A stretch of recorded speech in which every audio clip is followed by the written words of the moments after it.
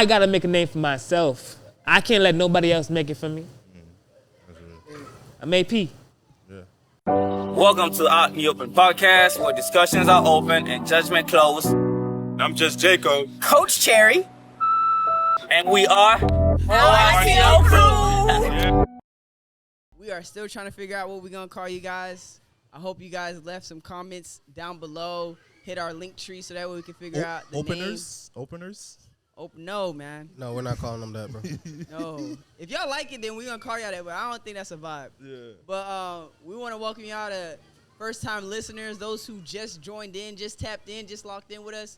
We are a podcast that talks about men's mentality, mental health, how they express themselves from the ups and downs, and to unlock their true purpose.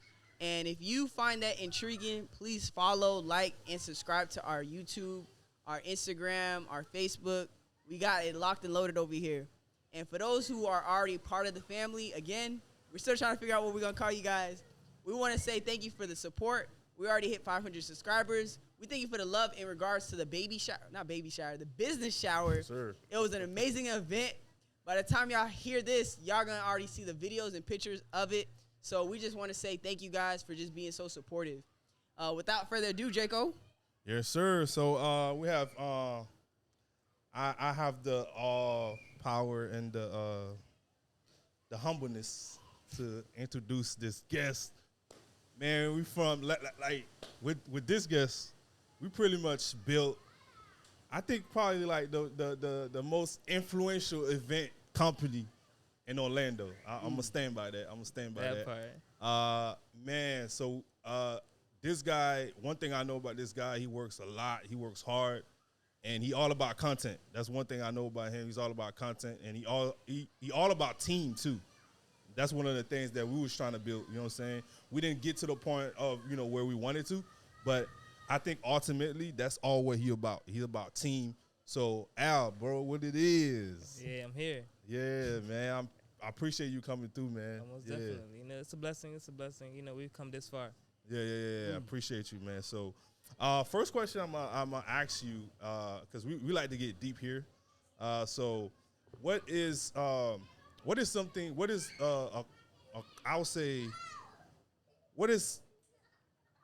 that's costing you to be you right now? What is costing you to be you right now, I would say. Costing me to be me right now? Right now. What is something that you had to pay to be you? Now working a 9 to 5. Why you say that? Because I honestly had to plan my years out and dedicate 2 years out of my growth. And say I'm going to dedicate my life to the nightlife. I'm going to dedicate my life to taking content of people that they would miss out on. You feel me? So that's what I would say, you feel me? Just the stability of financial growth. Yeah. You feel me? Yeah. I mean, deeper, I would say, like, because you say you made the sacrifice in a way. Like, what was the sacrifice? Like, what's the thing that you had to abandon, I would say? Yeah, like when you say the 9 to 5, like what you mean? You were working like a 9 to 5 and then like left that to go into the nightlife? So I don't know, honestly, talk too personally about the 9 to 5 just curricular way, but I do customer service as well. You feel me? That's where I would make my living. You feel me? I would apply for jobs that were in the field of that, because I feel like I'll be able to brighten up anyone's day, be able to encourage anyone to move forward in the things that they need to do, be able to inspire the youth to where, even if it was just like, picking up some trash that was on the floor. You feel what I'm saying? Yeah. Do what you have to do to make your community look good. So in that sense, I'll say, yeah, I had to sacrifice being an open part of the community, being an open part of, because when you live in nightlife, you're sleeping during the day. You're not really open and connecting with your family. You're not really open and connecting with your friends. You're not really, it's literally 9 o'clock, You wake up PM.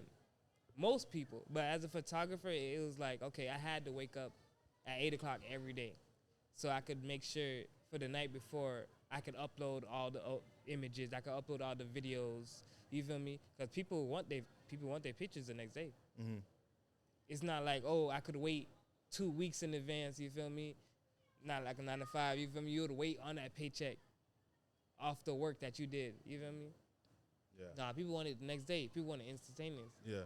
So being able to be a service, you feel me, to the community of the nightlife, it was like, oh yeah, I could do this.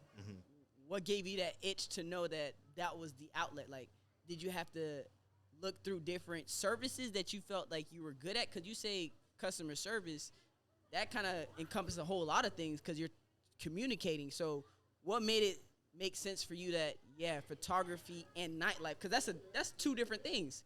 Like, you combined two things into one. So why wasn't it just photography and weddings, or like why was that the lane that you chose? So coming back to Orlando, I can do a big shout out to Key Richie and Mello. Mello Young Events. Definitely gave me a platform so that I could show my craft. Especially with Key Richie, she gave me the opportunity so I could be her personal photographer, follow her on tour, give her certain images so that she can use for her Instagram social media presence, and basically grow within the years that I felt like I needed to sacrifice the 2 years so that I could do that, the nightlife. With Key Richie, she gave me a chance to move off of different events, regardless if it was Freaknik, regardless if it was an artist coming into town. She made sure that I was right next to her. Regardless if she was on stage right next to them, I was right there. You feel me? So honestly, it was a blessing to, even from the chance that Guilt had opened up and closed, it was a blessing for a chance to just being on stage next to Key Richie, next to Mello, next to SCY Jim, next to Fat Pockets, next to all the artists that they brought into town. It was man. And I can say, coming back to Orlando, Djeko was just asking me, why did I come back? Just that network, just that being able to build off of Key Richie, off of Mello, gave me the platform to be who I am. Yeah, I like that. But like, as far as on a personal note, like, what did it cost you personally? Because we know that, like, it's good and all, but at the same time, it's like personal life sometimes can get affected, especially with people that have the desire to be bigger than themselves. So, like, for you, like, what was the personal cost? The biggest personal cost, I would say, like I said, I was on tour with Key Richie when she decided to drop her album. And there were times where I did not sleep. There were times where I would go 48 hours with no sleep. Why? Recording, editing, showtime. By the time her next event, I'm already editing. By the time that she get in the car, I'm already recording the next video. And the biggest thing that really, I would say, I had just got a car, 2023. You know, it's a nice car. You know, get me to point A to point B. And being up for 48 hours, literally, I crashed the car. Oh, shit. Like, honestly, heading to next gig? Heading home from two, 3 events. Oh. You understand? Yeah. From 2, 3 events. Being able to do that, but at the same time, getting into a car accident. How long you had the car? 6 months. Sheesh. 6 months into the year of me doing the tour with Key Richie. bro. So, yes, it was a blessing. Yes, I'm still here today to tell this story. But the car accident, I fell asleep. I dozed off. I drifted off into the point where I imagined the GPS telling me something that it didn't tell me. GPS, from my imagination, GPS told me to make a right. But I'm still on the highway. Whoa. There's no exit making a right. Oh, shoot. So I go in and merge into the right lane, hitting those green The median Yeah. thing. median things. Yeah. I swerve and do several spins. At this point, the tire that hit the median is gone. You know what I'm saying? Wow. And I'm just spinning in the car, holding the steering wheel like this. Spinning. To the point where I get out the car and I'm like, oh, wow, there's no scratches on me. I don't have nothing on me. Yeah. At that point, I was like, oh, yeah, God has put me on this earth for a bigger purpose. I'm not just here to just do photography. If I'm not able to create a legacy for the people that have come after me, then what am I doing this for? That's major. That's real. If I were to die in an accident today, I would know all of the things that I've created amongst Orlando, amongst Vegas, amongst New York. I'm okay with it. You know what I'm saying?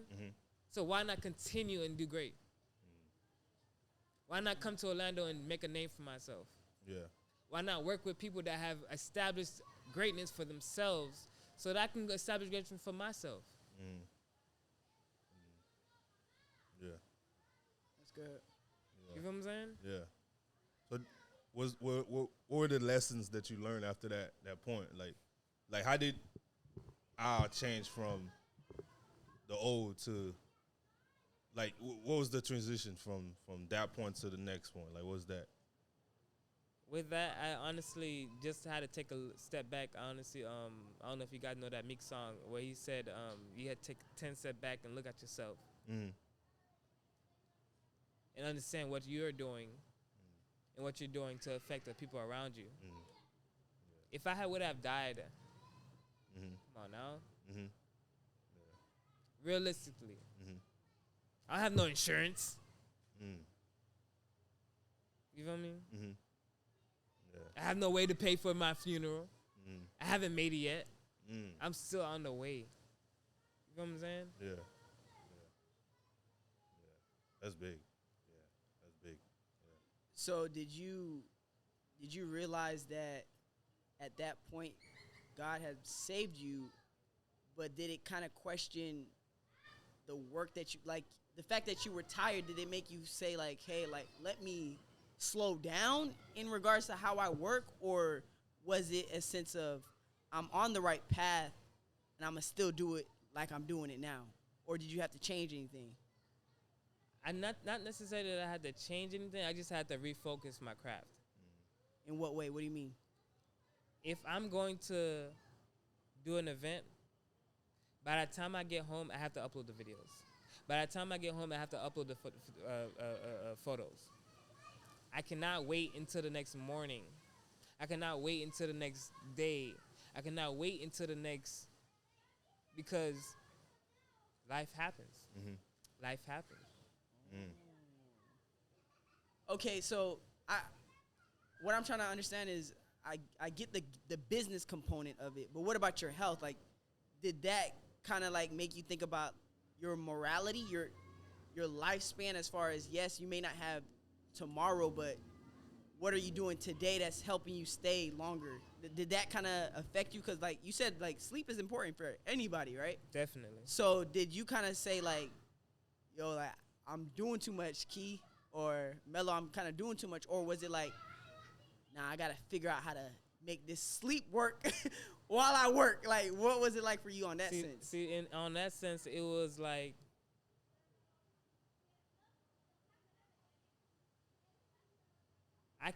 I have to be able to make money while I sleep. And on that sense, I picked up Facebook and social media as another source of income. I told Mello and told Key, I was like, let me know when you guys have an event. Let me know when you guys have an artist. I will pop out.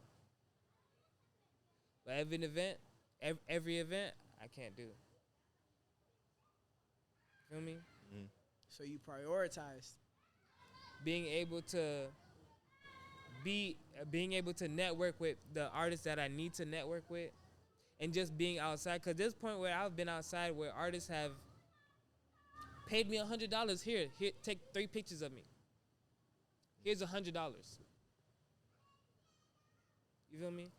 $100 ain't nothing. But a regular person, that's $100 that they make in 2-3 hours. Yeah. You feel me? I love that. So I see, Corey, you was shaking your head when you was talking about the uploading after the work. Like, yeah, that's just something I had to learn as well, starting off, just like prioritizing how I do my work. You know what I'm saying? Because before I felt like I was overwhelmed, but like now it's just, you know, once I finish an event, as soon as I get home, I plug in the camera, go straight to sleep, everything uploaded. Exactly. By the time I wake up the next morning, I just put them into my editor, do what I gotta do, send it off, and I'm done. So, you know, just little small things like that. But I did want to ask you about expectations when it comes to like whoever you're doing work for, artists or, you know, the turnaround time. How do you deal with that as far as like someone that wants like a highlight video or something like that, or photos done and stuff like that? What's like a real expectation for someone to get their stuff back? I honestly give them real expectation turnaround time. I give them 48 hours. Yeah, okay. I try to give my best so that I can give them the visual that they inspired to pay for. Honestly, within the process, I also ask them. Hey, do you have any examples that you would like me to recreate? Do you have any visuals that you see people that have created that you want for your own self? You feel me? That you would like to see for your own page. Right. You feel me? All right. I love the fact that you guys have that kind of like alignment in regards to photography and prioritizing the way that you guys structure things. So is it to the point where you need to prioritize, or you gonna be burnt out? Like, I don't love it no more, I don't want to do it? Or is it just like, I need to prioritize because I'm gonna go crazy having all this content sitting and clients hitting me up like, where is it? Like, what's going? Because I know there's 2 different lanes in that. I know for me, like, I base it off of my lifestyle and what's going on, so it also varies my prices as well. So like, I know some things I can't do a 48-hour turnaround period, so I put that into my pricing as well. Yeah. It's like, listen, I tell them up front, I can't do 48 hours, but it'll be here at this time. That's why the price is like this, and then they agree with it, or they find someone else that can do it in a 48-hour time period. But it's also, you know, I have a lot of stuff going on in my life, so I gotta make sure I'm able to, you know, fit things where I can fit them. So Can you read the question one more time? As far as the lane that you chose to prioritize, is it because you feel like you're going to get burnt out and you're going to go crazy and you're going to fall out of love with the craft that you're in? Or is it more so like, I need to set these boundaries so that way I can still be functional? Like, which one is it, why you chose to prioritize it the way you Honestly, I fell in love with the art itself do? Yeah. at the age of 8 or 9. I used to go into JCPenney and see the frames that the families would have in the frames, and I would be like, oh my, wow, I would love to capture those moments. I used to go into church and seeing people cry, and of seeing the Holy Ghost capture them, and then be like, oh, I would love to capture these moments. Seeing the pastor wave a crowd and just be able to test just off of his words. I'll be like, oh, I would love to capture this moment. Within that same breath, I feel like God had blessed me with photography, photographic memory. So when I see these things in my heart, when I see these things in my eyes, I be like, oh wow, this opened my heart. I could imagine what it could do to somebody else. You feel what I'm saying? That's good. That's real good, bro. People go out and yes, they get drunk, they have their time, they have their fun. And there's no one there to be like, oh, let me take this picture of you. Let me capture this moment of you. People be so wrapped up in themselves that they don't even see the people around them. So with people like a person like me, it's nothing but like, oh yeah, let me capture this moment for you. You feel me? Let me capture this memory that you will love for years to come. Why not? It's a passion for me. It's not just a job. It's not just a paycheck. Yeah. Another reason why I say that I love doing photography, I give it up to my parents. When I was younger, I used to stumble across their VCR tapes, and there was one VCR tape that I loved. It was one of them getting married. After that, when I stumbled across my first-year-old birthday, that was in New Jersey, and just stumbling upon all those videotapes of those memories that I don't remember. You feel me? I wasn't there. You feel me? Yeah. But seeing them, it's like, oh, wow. It spoke to you. Tears. To the point, it's like, wow. If I'm a person that's able to capture this moment, you feel me? That's deep, bro. And a question I was gonna ask. So we went to high school together. Yeah. And that's one thing that I knew about you. Like you was very like you used to dress different, super different, and you had a sense of like a confidence within yourself, where it's like, I'm just gonna wear something that is not cool and make it cool in a way. You know what I'm saying? So where did that confidence come from? Like, cause bro, I ain't gonna lie, bro. This man used to wear some stuff, bro. Like he would wear it, and then like I give it a couple of months, the whole school wearing it. You know what I'm saying? One of the things he used to wear is used to rock like the boats a lot, like the boat shoes, and then used to roll your Pants up? Oh, yeah, pants up, which I used to do that heavy. Like where did that That's come where you got it from? Huh? That's where you got it from? Literally, that's literally, bro. Like you go old pictures, but you're gonna see Al like roll his pants, some boats, like some tucked in like shirt. Like where did that confidence come from? Cause like, you know what I'm saying? Of just dressing how you want to dress. Honestly, it came from first impression. Like Yeah. being around my father, he's a businessman himself. I was always, at a young age, always sitting at the business meetings, always sitting at the table where he would have his organization talk about the things that he would find important. Yeah.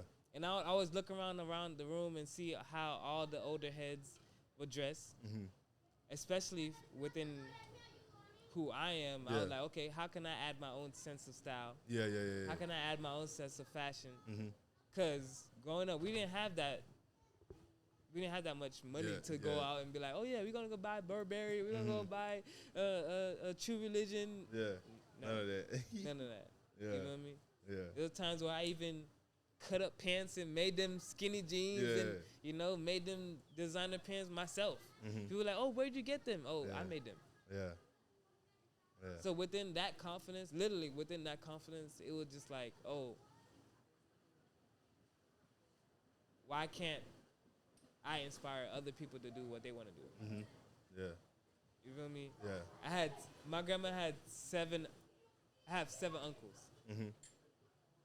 And with that, I have 7 cousins. Mm-hmm. So with those 7 cousins, you know, I was like, okay, this one's doing this one's doing that, this one's doing this, you know. I have to have a chance to be myself. Yeah. And create for my own sense. Yeah. Yeah. And then what was the early things that you joined that you wanted, like, you know what, like, I want to put my talents out there. Like, what was that process like? Because we know, like, everything start in here, but, like, a lot of time when you're trying to put it in there, a lot of disappointments, a lot of, like, learning curve. Definitely. And you can really talk about and allude to kind of like where we were when we wanted to do events, and, you know, and I was in charge of the more like the runway, the stuff like that. And you was more in charge of like taking pictures, making sure the models look good. So, like, how was that? Because that was kind of like the first outside after you graduated. That was kind of like the first thing that you indulge in. What was the learning curve? Learning curves, I would definitely say just growing as an entrepreneur. Yeah. I definitely wanted to have different photographers. I definitely want to have different designers. I definitely want to have different. Because you always on some mogul shit. You always was on some mogul shit. Like, I ain't gonna lie. Like, you always was on like I want to make sure that, like, I'm present. Not only me, but, like, my team. Like, you always was on that. Yeah. Exactly.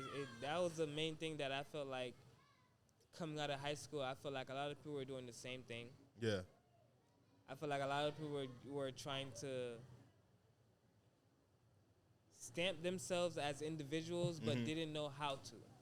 Yeah. Didn't know the tools to get where they need to go. And like I said, a lot of my family members, they already had their mobiles. They already had their fashion designs. They already had their photography lines. They already had their models. They already had their wealth. They already had their financial stability. But me, it was like, okay, what am I going to do for myself to make myself stamp? What am I going to do to make my name the legacy that it needs to be? Yeah. Working with you guys, it was like, okay, a lot of people owned up to their responsibilities. And a lot of people didn't. Yeah. A lot of people say that, oh, yeah, I would like to do this for this. I would like to do this for this type of credibility. But didn't actually have the credibility to show for it. Yeah. You know what I'm saying? Yeah. Especially if you're saying, oh, I want to have a fashion show and I have vendors that's going to show this type of product. You feel me? If it's elegant, boudoir, all that type of product. Yeah. And then it comes down to the show, and then you don't have nothing to show for it. Yeah. It's like, Yeah, that makes sense. you feel me? Yeah, and that's something it showed that it was a lot of unprofessionalism,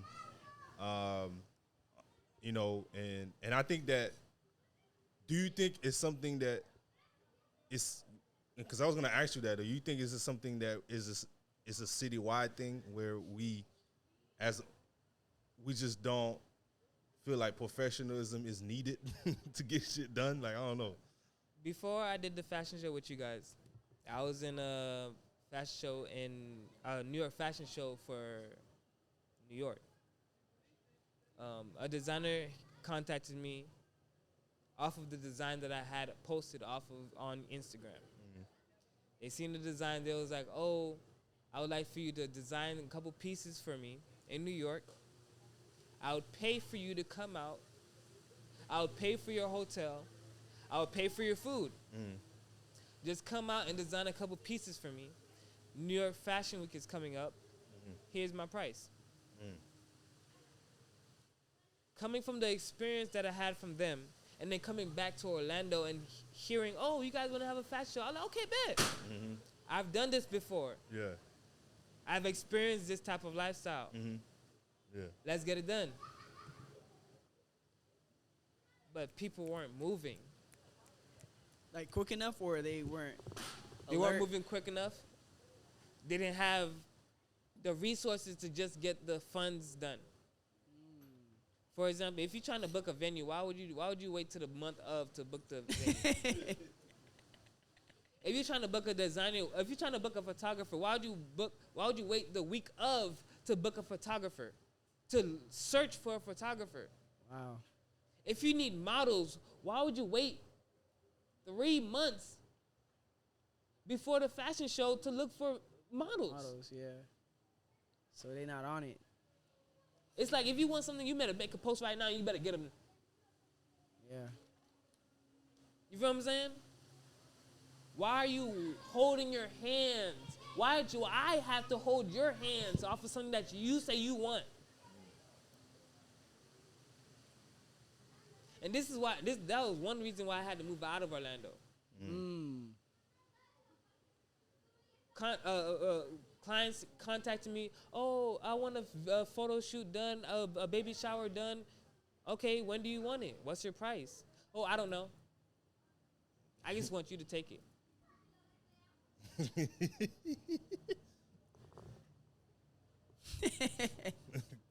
To the point where it's like, oh, I want you to take it. I'll say, oh, what's the date? What's your price? Oh, I can't afford that. Oh, you're scamming me.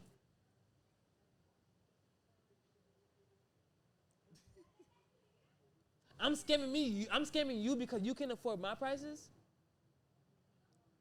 Okay. Wash your hands. Wash your hands. Yeah. You feel me? Yeah. It was like, okay, if this is how Orlando's gonna treat me, I'll go to where people don't know me. Mm-hmm. But they're begging for my services. Mm-hmm. Yeah. I went to Vegas. I stayed there for two years.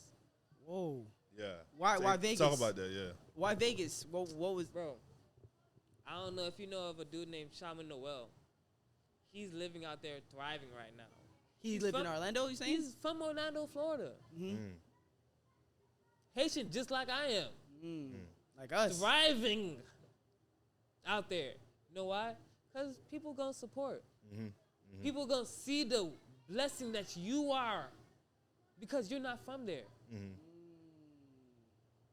I feel like the people that see you, the people that grew up with you, they see that you have they see that you have the same opportunity, but they didn't jump for it like you jumped for it. Yeah. That's deep. Yeah. And now they're mad Yeah. because they didn't have the opportunity. It's always said familiarity destroys the proximity of your growth. So like you said, people that we grow up with, they only see us as Little John, Little Fonzo, and they don't really understand like our truest potential because they see us just as that. So people that are outside of that, they see it, they value it. Not only that they see it, they value it. So the fact that you kind of already was aware of that, that's different. So you're saying you had a friend that already was there thriving, and then you pulled the trigger? Literally. So what, was it like a conversation like, bro, like you got to come over here? Or was it like, yo, I see you doing good things in Vegas, like... Literally, I see you doing good things. In Vegas, I had an opportunity to grow with a house, 2-story house, 14 designers, 5 seamstresses. Whoa. The house was basically a marketplace. Yeah. People would come in from literally from the doorway. You would see clothes from the upstairs. You would see clothes from the downstairs. You would see clothes, and it'd just be a boutique of different designers. You could come in and find clothes. They called me. Hey, I see the work that you're doing in Orlando. I see the work that you're doing in Florida. I see the work that you're doing. Come out. I want you to design our workshop. I want you to be able to put the clothes where we need you. I want you to dress the mannequins for me. I'll pay you. And being in Vegas was one of the... Bro, if I could tell anybody, drive to Vegas, drive to Vegas. Why? That's what you did? Why? Being able to drive up a mountain like this and then go down that same mountain like this. Mm. You feel me? Mm. Everything in the car just flying to the front. Mm. And you're thinking God like, oh, if I make this, I give it all to you. Yeah. That's crazy. Yeah, that's crazy. You feel me? Yeah. On the side of, come on, bro. We don't have the mountains out here in Florida. Yeah, it's different. Yeah. Only hills, It's pine different. hills. It's different being on the side of a mountain. Or it's just you in the car. Yeah. It's just you on the side of a big mountain. That's, bro, Yeah. you can literally tip over in any moment. Yeah. So what was the best cities that you worked, like, as far, because, you say New York, you said Vegas. Honestly, the best city that I worked with, it was New York. Yeah. Because of how fast everybody was trying to get where they wanted to be. Yeah. People move from Florida just to go to New York because of how fast everybody wants to get where they want to be. Okay. Makes sense. Yeah. You feel So it's what I'm like saying? much faster. Yeah. It's faster.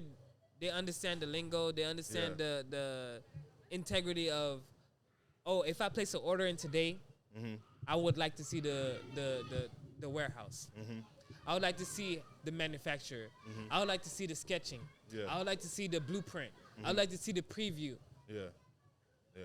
Makes sense. In Florida, they're not going to do that. When I was here in Florida after graduation, I manufactured clothing companies for 2 years. I try to give myself a 2-year mark so that I can move on to the next project. While I was here manufacturing within those 2 years, I manufactured for Lay's. I manufactured for different boutiques that were coming up. I manufactured for car wash companies, pressure wash companies, over churches that had, you feel what I'm saying? Yeah. The best thing that they needed, the best thing that they wanted to see was a preview. Preview. If they're going to place $500 within me to perfect their brand, Yeah. they want to see a preview. If they're placing $1,000 off of a local designer, they want to see what have I done. Right. You know what I'm saying? Yeah. That's good. And then if within the quality, if the quality is not up to par, they want a refund. Oh, so they about business over there. So you have to be about your quality. You have to be about your name. If I didn't stand by my name Al, if I didn't stand by my name AB, if I didn't stand by my name AP,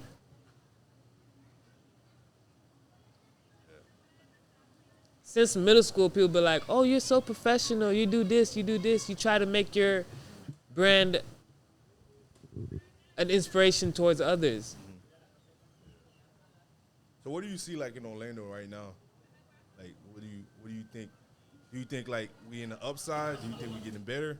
Oh, definitely. Yeah. I feel like Orlando has learned from their mistakes, has learned from the Pootie, the Glock 9, the industry beef that they've created within them amongst themselves, and they see how they losing out on money. Yeah. Yeah. Rather than making it a wholesome community, because once somebody brings up Orlando, once somebody brings up Florida, they think of Disney. Yeah. Facts. That's true. Yeah. They don't know anything else but Disney. Yeah. Yeah. That's You feel what I'm saying? Yeah. Yeah, that's real. Yeah. What would you say is the narrative of photographers in the nightlife that's not true? Like what? Because I wanna understand like what are some of the things that you might be dealing with it right now. What are some of the things that are so toxic and so hard to kind of break free from, where it kind of puts you in a jam? Like, dang, like maybe it's like, man, I need to let go of this liquor, or like I can't function doing this because it interferes with my work. Like, what are some of those myths that happens in that lifestyle? And Corey, you can testify on that as well, because I know you in that too. Well, it used to be. You go ahead. I honestly feel like one of the main things that are told about the photographers that are in the nightlife are that they go home with their clients. No, I'm hearing that. Especially the studio ones, though. Especially the studio ones. Studio ones, It's depending like- on the photos. It's Yeah, that's a big one. That's a big one. Elaborate on that. Elaborate. it's crazy because out of the, I would say 9 years that I've done photography, I've never done a boudoir photo shoot. For those that don't know what boudoir is, it's basically a nude photo shoot. I've never done a nude photo shoot. I never found interest to be like, oh yeah, let me just. No, it doesn't excite me. It doesn't capture a moment that, for me, that's gonna impact the world. You know what I'm saying? Yeah. It may impact you and for your gallery, sure, but no, not for me. You can find somebody else that will do that for you. And honestly, I feel like with those photographers, give the most risk. Get the what? Get the most risk Why you say that? because they're nude. But what you mean, like, are you saying like their portfolio isn't as good, or I wouldn't say that the portfolio isn't as good. It's just that once people see that they're taking pictures of nude women, they're sleeping with these nude women. got you? That narrative takes control. Okay, I see what Okay. you're saying. Yeah, that makes sense. Okay, Yeah. so protecting your image, no point intended. Okay. Yeah. Okay, so what are some of the things that are true about the nightlife photographers that like you like dang they was telling the truth about it, like you fed out, nigga. yeah, like what is it that's like dang? I can definitely say one thing that is true. A lot of people expect free photos. Expect free photos. A lot of people will call you to the nightlife and be like, oh, yeah, I want you to do 2 hours. I'll pay you this amount. And then after the club, they'll be like, oh, yeah, I'm drunk. I'll pay you the next day. And then 3 weeks come and they still haven't paid you. What? And they still asking for the And they still asking for photos. Yes, they'll still have the nerve to ask. nah, that's They'll ask. crazy.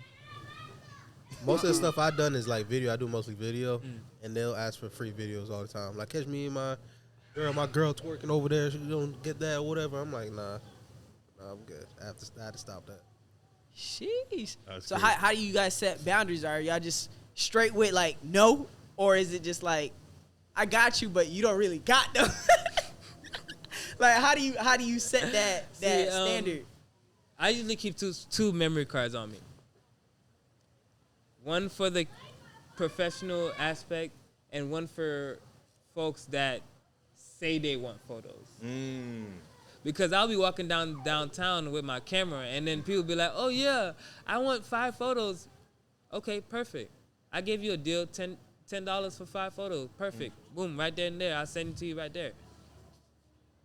But there'll be those people that'll be like, oh yeah, follow me throughout the club. Follow me throughout the event. The whole event. Yeah, no. Yeah. And not say a dime. Not say, oh, I'm going to pay you anything. Not say, oh, what's your Cash App or Zelle? I'll pay you this amount. And they think it's just for fun. Yeah, They think I just have a camera in my hand just taking pictures. that's wild. Not knowing that I have bills to pay, not knowing I have a pet to pay. You feel me? It's like Yeah, responsibility. responsibilities. Yeah. So does that change your outlook on the nightlife? Because like you said, most of your customers are out to have fun, and they probably portray you like, oh yeah, you're gonna have fun with me. Like, do you ever like have to like recheck yourself? Like, yo, I'm here for business. Like you said, like I got bills to pay. Like, Yeah. like do you have to always like do a reality check? Like, nah, I gotta stay focused. Like, Oh, why my- am I in the section with y'all? Like, Most definitely. It was times where I would be sitting on the stage next to Trina, and I'm like, oh shoot, this is Trina, like the baddest. Like I'm Yeah. over here on the stage. Let me turn, and then I'll be like, okay, I gotta calm myself down. Gotta make sure I capture these moments, because if I don't, I'm not gonna get paid. It'll be times where I'll be like, okay, if I take this drink from this section, oh, this promoter's slang is passing out drinks for all the girls, and then pass me a drink and be like, oh yeah, take a shot. If I don't be like, oh nah, I'm working right now, I can get caught up and be like, end up not even taking no pictures for the whole night. And that has happened before. Bro, there's time where I picked up one cup and put my camera down. That was the last time. And that was the last thing. That was the last thing. That's the last thing. Corey, you got that vibe too? It happened a couple of times, but I put some things into place to where that don't happen. Like what? Like you see that wristlet thing on the camera? Look on the Yeah. camera. Oh, right here? Like it's attached to my Yeah. wrist, so I don't forget. I don't put the camera down. You feel me? So Trust me, I've had to learn my lessons to where it's like, oh wow, yeah, I done put my camera down and then Gone. Yeah. gone. That's crazy. So how do you have fun then? Like, are you numb to the nightlife now because you're in it so much? Like, how do you find enjoyment? Besides, like, the camera component, yes, we know that's your passion, but how do you express yourself to having fun? Honestly, it's just dressing Dressing? well. Like, it's coming back to high school. People see me and they want to know who I am. And then they see the camera and they be like, oh, you're a photographer? Do you hate that statement? Because I feel like this What? kind of like we always ask our guests this in regards to like getting put in a box. Like, you're more than just like a photographer. Are you okay with them saying that because they don't really know you, or have you you ever kind of popped have off like, on somebody? Like, I'm an artiste. yeah, like exactly, like So I love the photography aspect. I love the graphic design aspect. I just love the fact that people are taking the acknowledgement.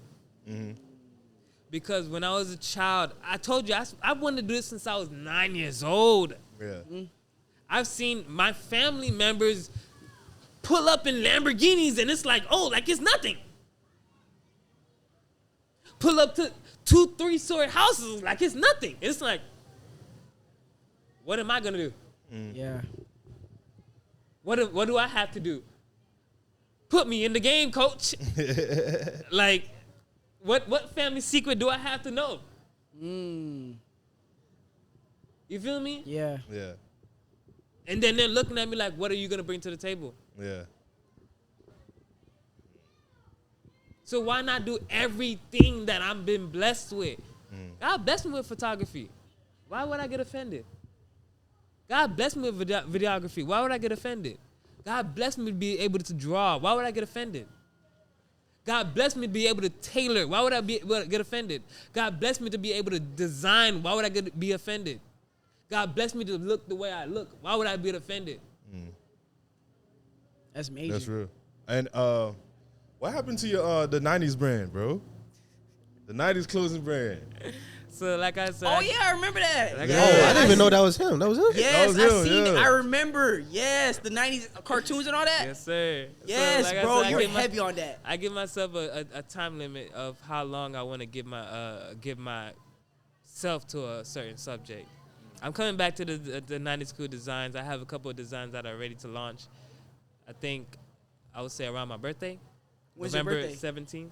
November? November 17th. So around that time, I have a couple of designs that I want to release.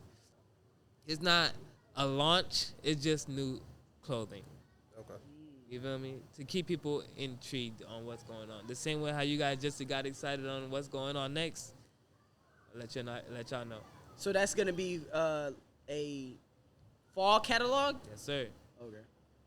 Yes, sir. Yes, I like sir. that. Dope. That's Yeah. dope. How That's they dope. how can they? We get need in some. We contact need with some. you? Yeah, we definitely need some. Of Yeah, that, like bro. how can people reach you on that? What's your platforms that you use? Platform, Facebook is the best way to get in contact with me. As Al B Paul. Instagram, the real ALBP. You can find my Instagram for the 90s School as well. 90s School Industry. Yeah. But Facebook is the best way to get in contact with me. Yeah, you been Let's killing. talk- You been killing the Facebook game. Yeah, let's bro. talk about I that see. real quick, bro. So Yeah. you said you now get paid while you sleep. What does that mean for you? Because I know that can mean a lot of different things for a lot of different people. So what does that entail, and how do you maneuver in that space? Recently, I would say this year, Facebook gave me the opportunity to make 50,000 a year. No, month. 50,000 a month Doing what? Like, what is it like? per post. So this is Per based off post? like ads on your No, monetization? no. Just posting. What is that called? Like, what is it? What is that? What is it called? Monetization. Monitor, yeah. Oh, the Facebook monetization program. So it's crazy because 5,500. 50. Yeah, that's what's up. What's the metrics like? How does someone get to that point where they offer that? Is it engagement? What? So it's engagement is as much as it's the amount of followers that you have on social media, the amount of friends that you have on social media, the amount of times that you post on social media, the original content that you create for your own social media. Like you can't be trying to repost other people's content and then expecting to get paid. No. They expect original content. So that's what I do. When I do photography, I drop my content. When I do make my posts, I drop my content. At this point, I'm reaching 2.8 million views. So you're not running ads? Wow. Because the reason why we're intrigued, especially as a production and podcast, we've hit the threshold for YouTube in regards to following. So we just hit 500 followers. Shout out to y'all followers. Big shout outs. So like the next step that we're hitting is the watch hours. Okay. And that's 3,000 for just like regular videos. And then shorts is what, 3 million? I was just about to say, have you guys been creating shorts? Yeah, we have more watch time on the shorts. But for in the Facebook side, is that kind of like the same thing? Like we should be pushing out content same way we do on YouTube, but just on the Facebook end, or they're going to remove us from it because we're doing it on the same platform? No, I would say the best thing to do is create your shorts and posting your shorts on Facebook. Yeah, Because after every, this is my, I'm not gonna try to, delegate. Right, I'm just right, trying to inspire you, give you, like, you feel me, little pointers. Literally, after every video, have a little clip. I don't know how soon as you guys can post it, but have a little clip of every interview. Post it on Facebook, post it on social media. So when people are looking for that YouTube clip, they're looking on your platforms, they're looking on your social media, they're subscribing to your Facebook, they're subscribing to your YouTube. They're going, oh my, I can't wait till they drop this video. I've been looking for this. I don't know if y'all really watch the YouTube, not even YouTube, social media algorithm. You know what I'm saying? Yeah. You know the interviewer Bobby? Yeah, we was just talking about her. Yeah. After every interview, Uh-huh. she drops a video. Yeah. But you can't find a YouTube video interview on YouTube or on any platform until 2-3 weeks later. Yeah. But at that point, that short has millions of views. It's on every platform because everybody wants to know about that video. It's like delayed gratification. Makes sense. Yeah. Yeah. But by the time you post the video, what? Bro, I know you guys have watched her videos, her full-length videos, and how it has millions of views. Yeah, we was just talking about that, bro. Just talking about We was talking about how much of a plant she is. Yeah. Come on, bro. But that strategy is nice. We're going to have to incorporate that. Does it matter if it's a business page or personal page? Like, Bro, does that change? I have been able to, okay. I'm in your head, bro. I'm telling gonna you. just say it like this. I've been able to delete my Facebook. I've been able to delete my Instagram and start all the way over and hit millions of views. Whoa. Millions. Starting from -1. Negative. Matter of fact, Whoa. He got proof now. He ain't talking out his ass now. Yeah, for those who are listening, he pulling out his phone. Whoa, that's different, yo. That's crazy. what did I say? He's showing Corey right now. 2.8. 2 point what? 2.8 mil. Okay. That's on shorts? That's a new video? Oh, yeah, Like yeah, a new yeah. page? That's just on my Facebook platform. And that's current, guys. Like, for those that are listening, this is current. Like, this is not a screenshot. This is not like that Tissa Rae Like, this is a real deal. This is not from Google. This is real. 2.8 million reach. Oh yeah. Address You gon- that you because gon- some people was like, is it fake? Some people was asking me if it's fake. So yeah, address that real quick. I mean, we see it right there. Yeah, Bro. we see it. I'm not saying, but for the people, It's real, bro. For the people that's listening, it's real. So let's talk about this real quick. So, what inspired you to do a fresh one first off, and then how did you scale it to reach that? What are some of the tools that you use to get there? I literally took 2 years of my time and dedication. Was like, okay, this is what I'm going to do. I'm going to focus on photography. I'm going to do graphic design on the side, but I'm going to focus on photography and graphic design. I'm going to focus on the nightlife. And with the nightlife, I'm going to focus on inspirational and funny quotes that's going to take off on social media. Mm-hmm. If it doesn't have anything to do with nightlife, it doesn't have anything to do with funny commentary, you want to find me in it. Yeah. So you found your niche first. Within those 2 years, I found a big promoter that's going to give me the platform that's going to give me the opportunity to show what I can do. Not, oh, this is what I got. This is what I got. This is what I can do. yeah. You want me? Cool. You don't want me? Bet. That makes sense. Then you get on social media. You post all your content every morning.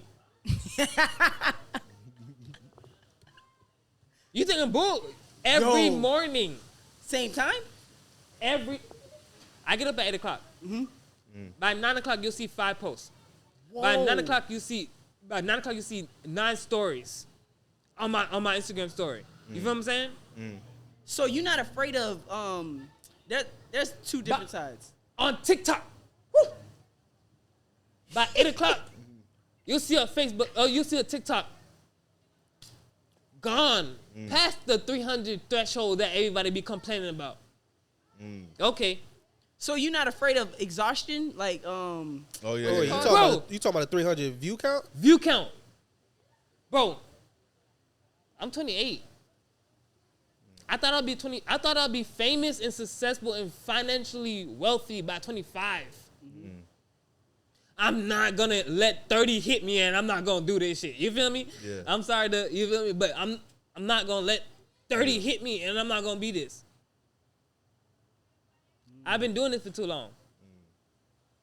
At that point, you feel what I'm saying? Yeah. At that point, I'm gonna start playing piano. Y'all gonna see me as what's it, Ray Charles. Oh, they go AB playing the piano. yeah. So like, so for you, it's like posting multiple content a day is like works. Okay. That's Yeah. different. That's different. So you're not worried about viewer exhaustion. You're not scared about that? They gonna see me to the point they hate me. I like that, bro. I've been telling Jaco that. Got to, man. I told But him like is it for podcasts? Is it like, can it get to the point where it's like, is it can be exhausted? Because podcasts is different. Like I said, bro.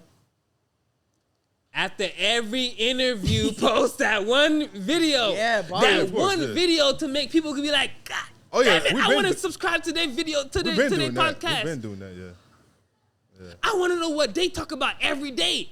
Every time they drop a video, I want to know what they talking about. yeah, Yeah. like a fiend. Bro, there are people that subscribe to my Facebook that I don't even have friends. They're on my other viewers. Other platforms. From people that are on TikTok, they go to my Facebook. All LinkedIn. Tapped in. From TikTok, they go to my Facebook. They be like, whoa, what is this guy doing? Man, That makes sense. I don't be trying to boast. I'm just telling you from experience. Yeah. Most people, like I said, I had to leave Orlando for people to understand the experience Yeah. of what I was trying to tell them. Hey, don't wear socks with heels. But they thought I was crazy. You feel me? Yeah. Yeah, it is.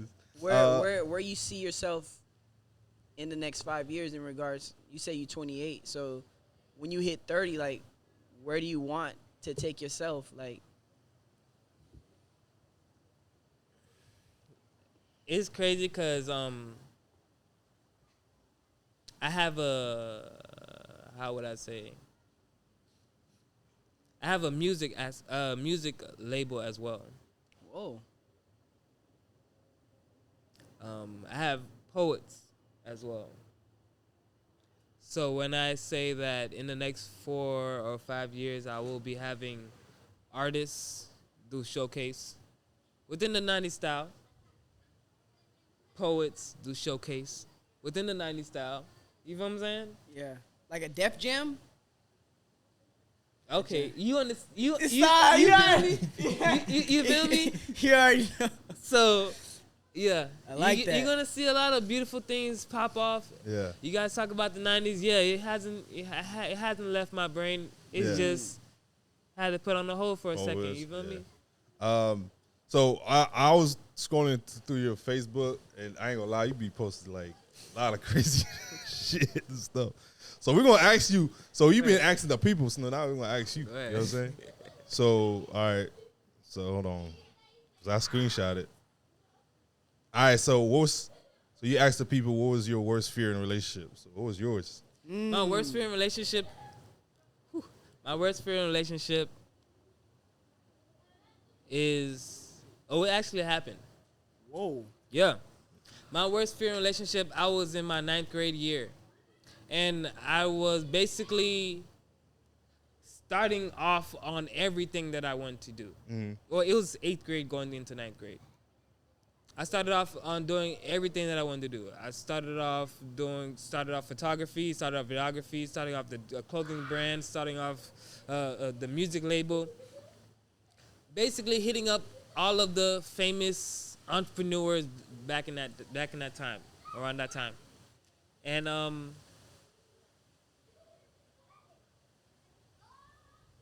I reached out to a couple celebrities. You know, David Banner. I would say shout out to David Banner because he was one of them that actually reached out to me and had a conversation with me about the whole 90s School vision and the whole brand and everything. But within that, I had this shawty that I was talking to, and basically asked her for a preview. Asked her, hey, read this for me. Let me know what you think. She sent it back to me and said, everything's all cool. But I had fucking misspells, errors in that shit. That's the worst fear that I would send something to somebody that's important and they take it as a fucking joke. I sent it off to designers and sent it off to people and they were like, oh, is this a joke? Why are there misspellings in this? So that you lost that contact. Wash my hands with it. That was it. That was last time ever. I took last time ever. So your fear is like a non-supportive person. So you saying like she did it on purpose or she just negligent? Like Negligent. She didn't care. But I can listen. I told you I was 9 years old thinking of a master plan.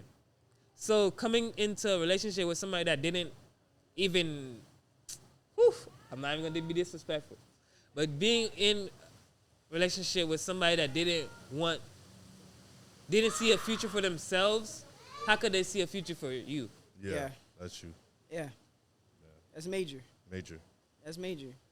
I thought you was gonna go with like cheated with your homie or something like that. But that's even worse though. I see it like this. If I'm blessed, if God blessed me to have 25 cents, I give you 20 cents. I have 5. And you complaining about the 20 cents that I give you? Yeah. How is God gonna bless you? Yeah. How is God gonna bless me? Yeah. That You real. know what I'm saying? That real. Yeah, that's real. Yeah. What about you, Corey? What's the biggest fear? What's the question again? Yeah. What's your biggest fear in a relationship? Yeah. Basically, someone who don't like. I'm pouring more into them than they are into me. Supportiveness. So So basically, not equally yoked. Nah, yeah. Yeah. Like the caring aspect. Yeah. That real. Yeah. Jago, Fear, same thing. what? Not equally yoked? No, with him. Supportive. I think that's key, man. I think if you my mate, if my helpmate, Facts. That's big.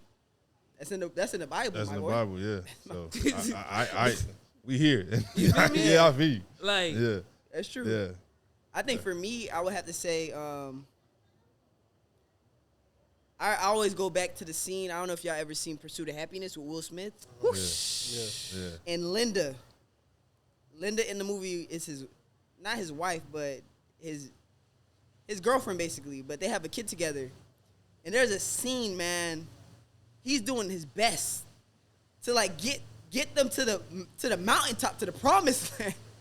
And she over here nagging, complaining about every move.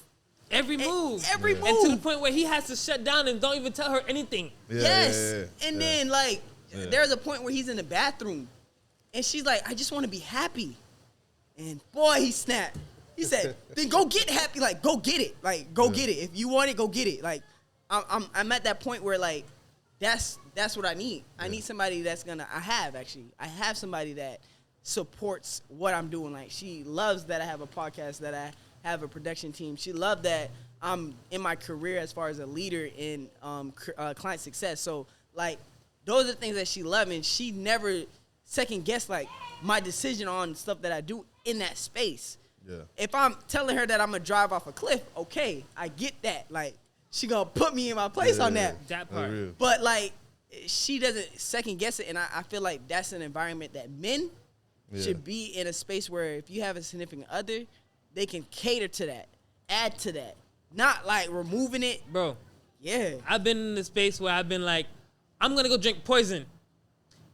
The girl's been like, oh, yeah, okay. Red flag. Yeah. That's You an don't care Eve. about me at all. That's an Eve mentality. You don't care about me at all. Dang. That's real. That's tough, bro. Yeah. Yeah. You know what I'm saying? Yeah. So how I'm going to have riches and you going to think I'm going to just, Yeah.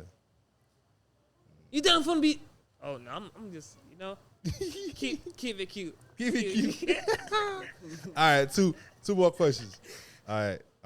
What's a good one? All right, that's a more lightweight one. If traveling was free, what country you visit regularly? If traveling was free, I would visit my own island. Oh yeah, big dog. Where? Probably near Brazil. Okay. Why? Because the Why winter, Brazil? The weather. the weather. Make sure it's not by Snake Island. I thought you said because of the women. Nah. I would. weather. See, I'm a type of person I would rather have one person to cherish and Yeah. hold so that I can, you feel me, grow with, rather than have a flock of bird head women that can't cater for me, that That real. can't do anything Yeah. for me at all. That's you feel real. me? That's real. It's like Yeah. I'm your servant. Yeah. No substance. Just Yeah. icing. Yeah. That's real though. That's You real. get diabetes, high blood pressure. Yeah. That's real. You can't have an intellectual conversation. Not at all. It's You just can't like- bounce ideas. Not at all. It's just A cute face. Yeah. Nah, that's terrible. Damn, you got some dope ass questions, bro. Red flags to look out for in a girl. whew. That sounds like you got a whole list. Hey, he the one that be asking this, so now he got to answer that. Bro, it's funny because the main reason why I asked that question because I had a red flag in my head. I was like,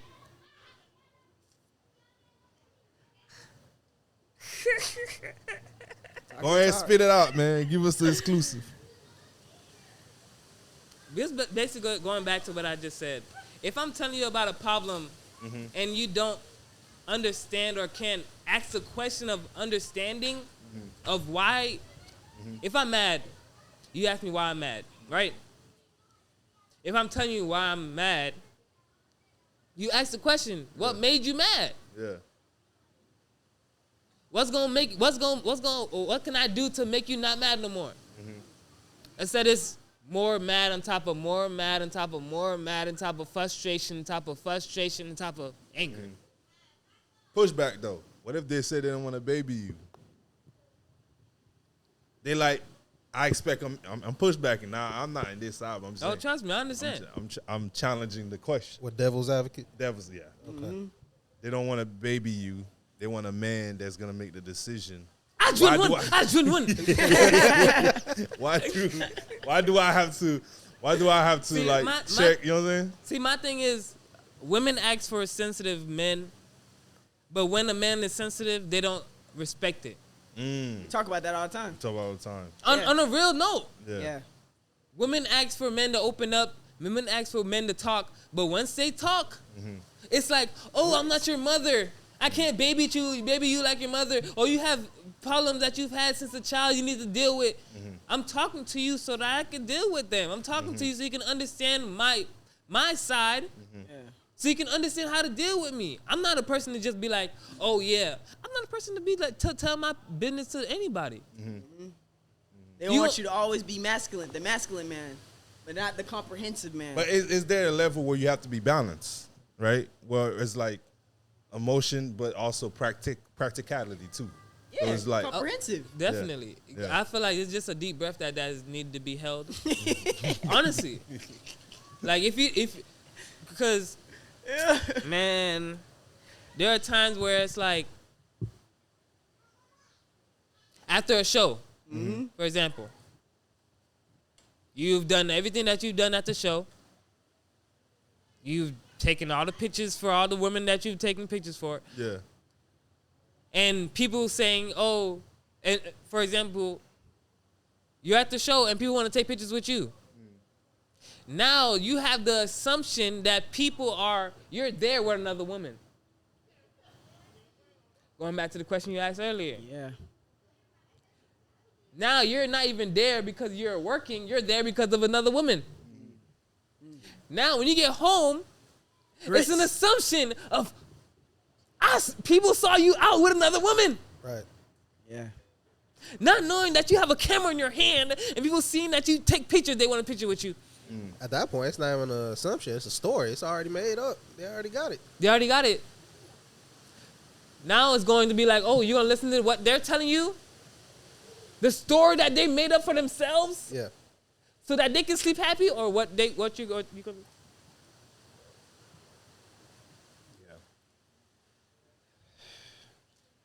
What are you going to do? It's a headache. Yeah. You feel me? I ain't got to worry about that no more. Me too. Come on, man. Hey, that's real though. That's real.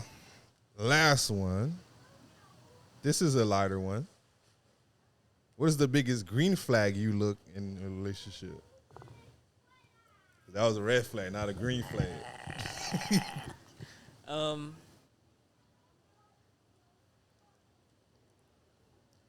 The biggest thing that I've said, even on social media, I've been like, even when I was younger, the first thing that attracted me to a woman is her teeth, then her feet. Teeth and feet, you said? Both like that. You feel me? Yeah. If I'm talking to you and I'm looking at your teeth and they throwing up gang signs, what the hell? Why in the world would I need to be talking to you? It's the gang side for me. You throwing up you gang banging at me. That's crazy. I'm talking to you gang banging at me. Yeah. So your teeth is okay. Yeah. So looks, hygiene, I guess you could say. Hygiene. It's not even looks, because hygiene. I've met some women that y'all would see in social media on Instagram, be like, oh yeah, she's an Instagram baddie, oh yeah, but then you see her drawers and it's like dirty dookie stains all over it. Yeah. You see the house, and it's like she dropped cigarette butts on the floor inside. Inside? You didn't? Yeah. Okay. Okay. On the inside. You feel what I'm saying? Yeah. So it's like, I know you take care of your teeth. You take care of everything else. Because that's your first impression. When people talk to you, the first thing they looking at your teeth, they looking at your face, looking at the way you present yourself. Yeah. That makes sense. If you don't care about the way you present yourself, Yeah. Nothing Big to do with it. facts. Last question. You got any question? Good? Nah. I just want to say, before you ask your last question, I want to say I truly appreciate you, bro, for expressing yourself and being transparent and being real with yourself. I know this is not your first podcast, but I hope it's your best podcast. I hope that you flourish in anything that you touch, whether that's from the fashion sense to the photography sense. I want us kings as brothers, as men, to be able to prosper in ways that we are over expecting our expectations to grow. So I want you to be able to flourish in any way that you see yourself in, and that you walk in God's will, because you definitely showcase resilience through the message that you talked to us about. So it's only the best that's coming for you, bro, because you already accepted the challenge in Exactly. pursuing it. So kudos to you, bro. My hat goes off to you, bro. amen. Yes, sir. That's all I gotta say. Yes, sir. So, question. We usually ask our guests this question. It's like a check-in segment. We want to check on you. So, from 1 to 10, you could tell us where you at mentally, personally, and financially. So, personally could be like family, things like that. Mentally could be something that people don't see. And then financially it could be dreams and goals and stuff like that. So we can start with financially, 1 to 10. Where you feel like you at? Financially, I definitely say, if you want something, be persistent, be constant. Never let a moment be undone that you. Never let a moment fly past that you don't want done. You feel me? Everything that you put out under the universe, let it out. Because there are times where I'm on Facebook and I don't think that a status is going to go viral, and then next thing I know, it's at 500 views, 500 shares. You know what I'm saying? Yeah. Keep doing whatever you want to do. Stop allowing others to tell you, oh, this is what I think that you should do, because they're not even doing it themselves. They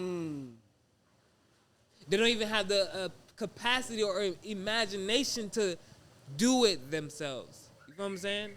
So do what you want to do.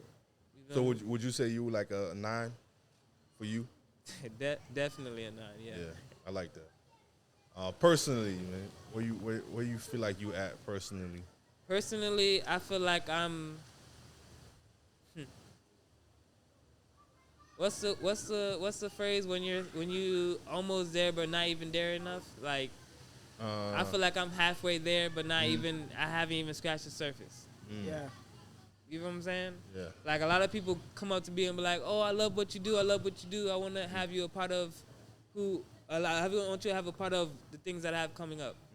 But I look back and it's like, that's just one accomplishment. Yeah. That's just one step. God had just blessed me to come this far. God had just blessed me to be alive this far. Yeah. You feel what I'm saying? Yeah. That's So why not continue? And So the it's like a chapter, not the full book. Amen. Speak it again. Say that. Say it for the people in the back. and the last one, mentally, where you at? Mentally, I feel like I'm 17. Literally. That's over 10. You feel me? Like, I honestly feel like I'm just getting started in everything that I'm doing. In the sense that I have the fresh passion. I have the fresh joy. Like, I'm going out, and when I buy a camera, I'm getting so excited to where it's like, Word, joy. I like that. bro, I was 17. I asked my parents for a camera. My 17th birthday on the 17th. I only get one of those. I asked my people for a camera so that I can start this journey. They bought me a watch. They got your watch. Instead, is it a smartwatch? They got me a watch. Wow. So sit back and listen. Let's sit back and understand and process what I just told you. I had the aesthetic before I had the passion. They didn't give me my goal. They didn't give me my passion, you feel me, until I went out and got it. I went out and got my camera to start doing photography. You feel what I'm saying? I went out and bought my own iPhone to take pictures of people in high school that they were paying me for. For sure. I'm gonna read these posts. I just couldn't afford you. You feel what I'm saying?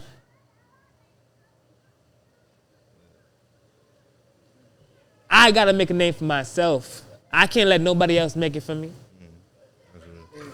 I'm AP. Yeah. That's real, man. That's real.